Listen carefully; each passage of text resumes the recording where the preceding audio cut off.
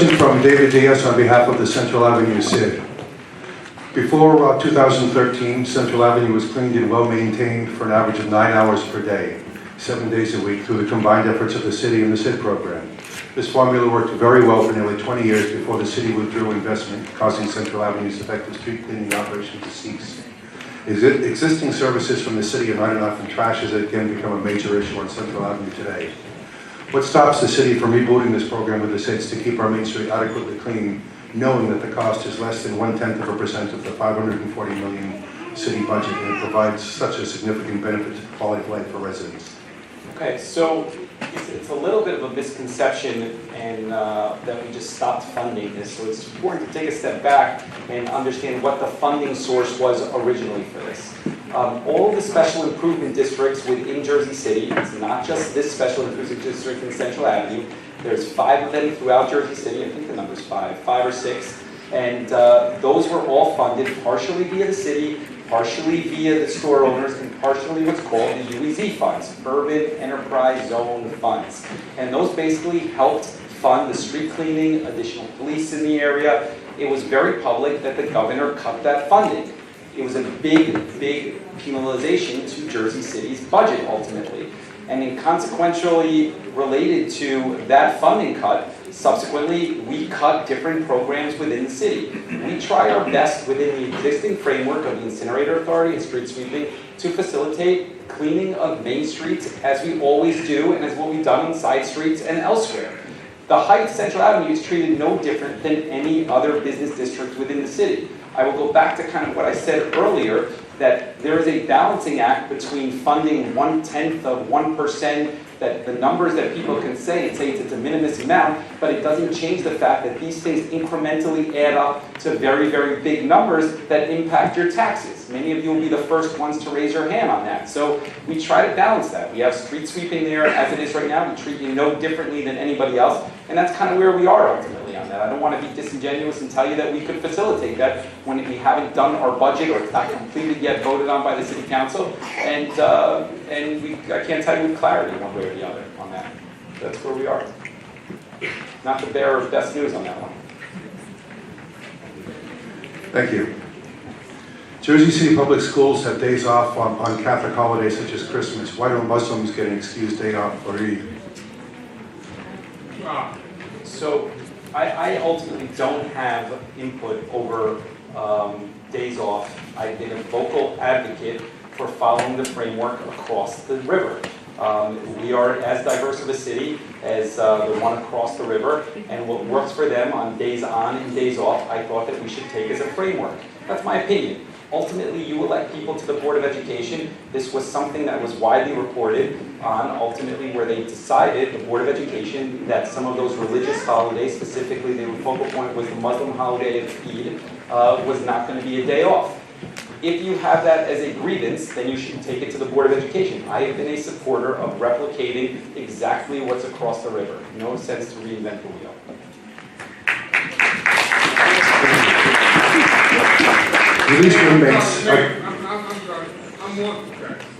Released inmates are discriminated against. Pardon me. If you have a question, please submit it to the gentleman over here. Released inmates are discriminated against work, which leads to recidivism and higher crime rates. How can we reduce this? How to reduce this? Jersey City has a model prisoner reentry program that's been replicated, our exact framework and model has been replicated in Newark. I believe today was actually the launch day in Patterson, and I believe they're doing it in Atlantic City. So we have actually done a lot on this prisoner reentry initiative, recognizing that there's about 2,000 people per year that leave the jail system and come back to Jersey City. Our program offers not only employment opportunities and training, but it also offers housing opportunities and addiction treatment, realizing that they're all intertwined together. I can tell you that this is an issue that we started 2 years ago, and that we are doing better than probably anybody in the state of New Jersey on this issue, because it's something that we've devoted resources to and I'm passionate about. Anybody who wants to visibly visit the center, it's located on MLK, right at the hub. You can actually see them at work. They're there every single day with clients, and they're always welcoming volunteers or people to show the good work, because we're actually very proud of them.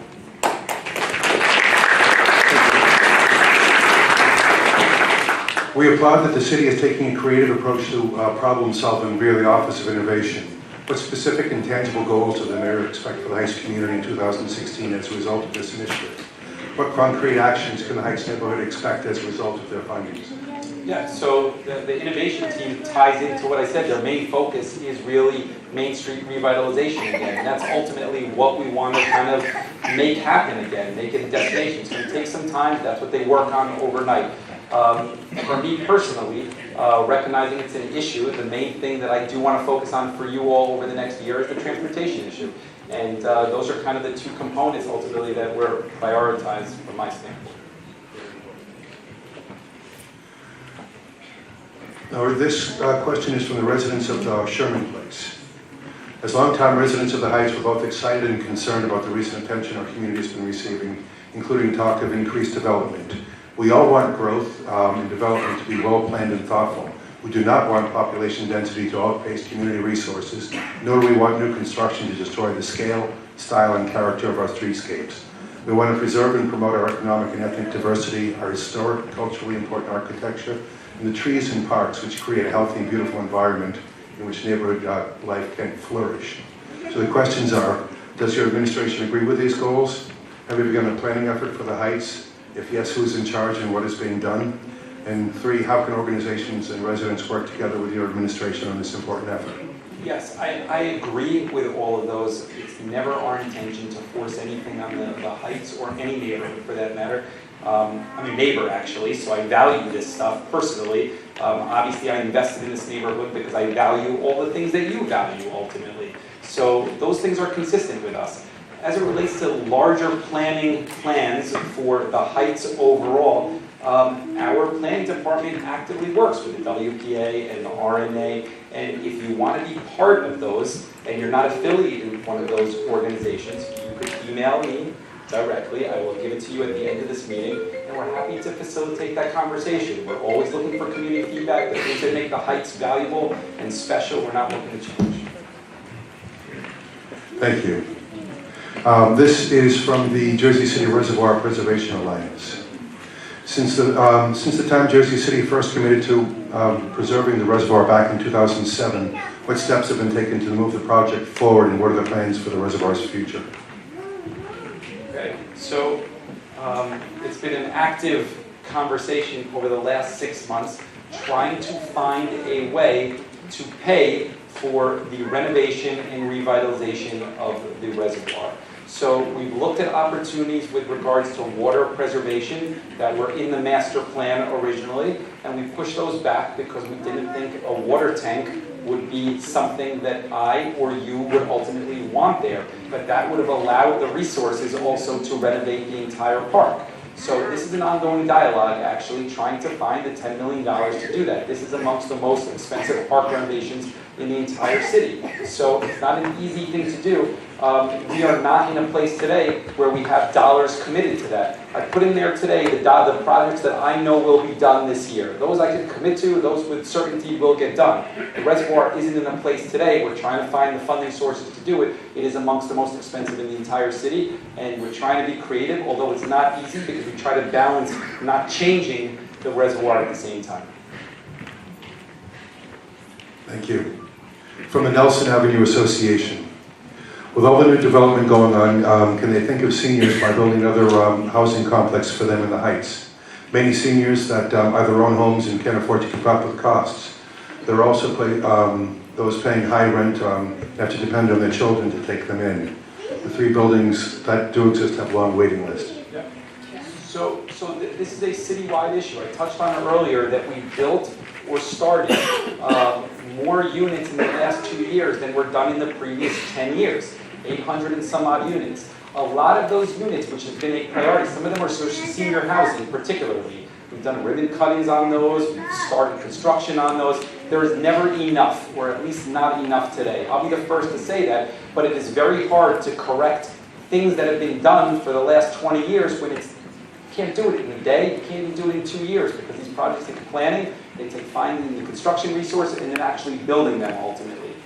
We have started for the first time in decades building and encouraging some of those buildings downtown have 80-20 projects, meaning 20% of those projects are affordable housing inside of those buildings. So the market rate in the affordable housing is mixed. It's the first time in decades that that has been done. In particular, the two larger ones are the one right behind Unico and the one in the ShopRite parking lot that's going on. Those two big projects right now, 20%, that's 160 units of affordable housing inside of that. It's been a priority for us to make sure that every resident in Jersey City has an opportunity to live in every single neighborhood. It is hard to correct some of the things that have happened over the long period of time, where all affordable housing was dumped into one part of the city and all market rate was elsewhere. We're working on it. We're building affordable housing. We're building senior affordable housing and veteran housing where possible, but it takes time. And we will have, actually in the next 2 weeks, I think, a master list on the website of who the contacts are for each of those respective buildings.